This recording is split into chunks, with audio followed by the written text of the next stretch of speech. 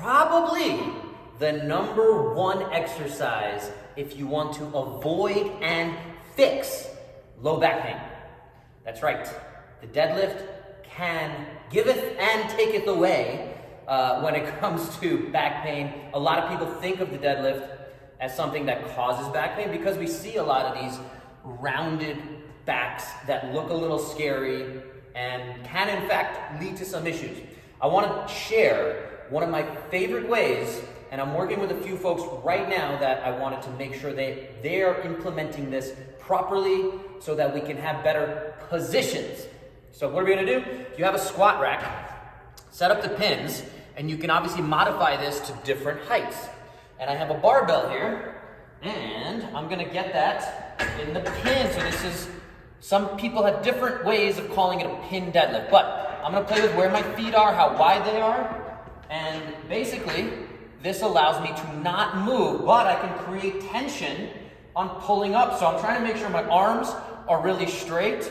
If I play with my ankles and flat back as I push into the ground, I'm trying to really generate tension that you can feel. And if you start to feel anything in your low back, that's actually not great. So we never want, in my opinion, my humble opinion, you never want to feel your low back working. Some people are going to argue that. I'm excited and open to that conversation.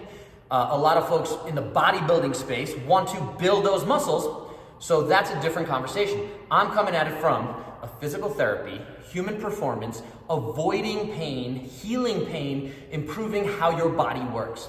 So try this pin deadlift. You can go a little higher, a little lower. You should be able to hit every position, right? From the floor when you would be picking things up, to the knee, to the thigh, etc., etc. And the other part of that too is not everyone should be picking things up from the floor right away. Some people are going to do better with a sumo stance, wide stance. So all of these things need to be personalized to you, but the pin deadlift, in my opinion, is one of the best ways to progress somebody who is trying to get confidence in eventually building their capacity. So we need to make sure we have competence in our movement, in our position, in our joints, and that's all prescribed properly.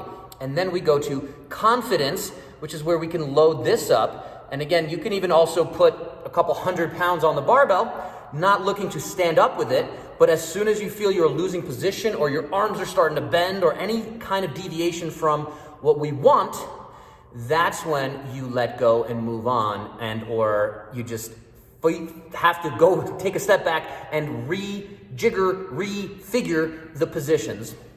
So prescription here is build this up a little bit. This is all about feel. So you should be working with a coach one-on-one. It's hard to do this on your own, especially if you're just learning how to deadlift. So the most important thing is you feel it in where are you pushing through? My feet, my calves, my hamstrings, my glutes, all these different things. Again, if you feel it in your low back, that's no good.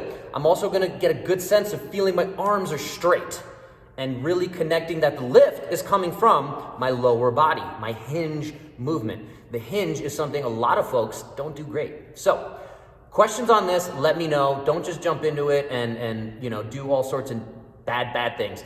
But I'd love to talk to you guys about this. I'd love to figure out how you're using this in your program. And again, if you're learning to deadlift, I have a few folks I'm doing that with right now. This is something we are implementing ASAP. Talk to you soon. Hope this helped you get 1% better today.